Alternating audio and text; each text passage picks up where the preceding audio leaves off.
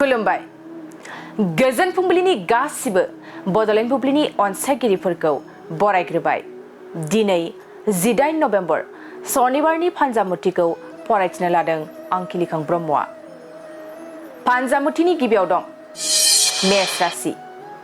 मोजां हाबा मावनानै बान्था लानो हागौ, बयजोंबो बाख्नायजानो हागोन, गोसोआ खुसि जागोन।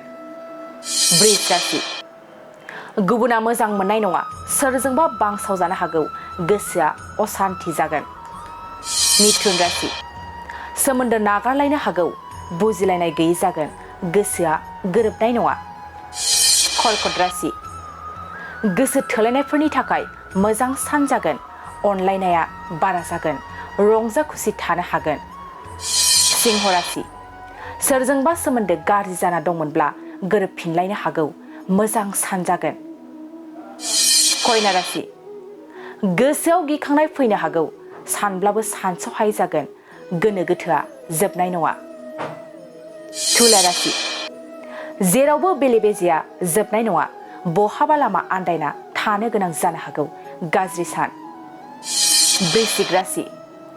बाख्नायजाथाव हाबा मावनो हागोन, बयनिबो थुलुंगानाय मोनगोन, गोसोखौ खुसि मोनगोन। धनु राशि। सोरजोंबा फाव फान्दाय जानो हागौ, जोबोरैनो गाज्रि सान जानो हागौ, सांग्रां जानाया गाहाम। मकर राशि। गुबुनजों मोजां मोनजागोन, रंजा खुसि थानो हागोन, मोजां सान जागोन।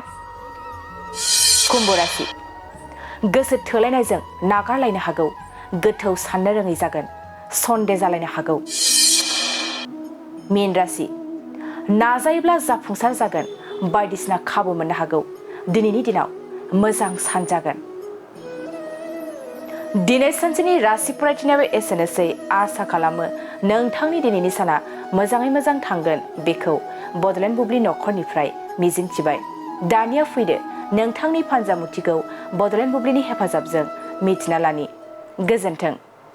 बाजाज कम्पानिनि बाइक सालायनो मोजां मोनग्राफोरनि थाखाय गोजोनथाव खौरां।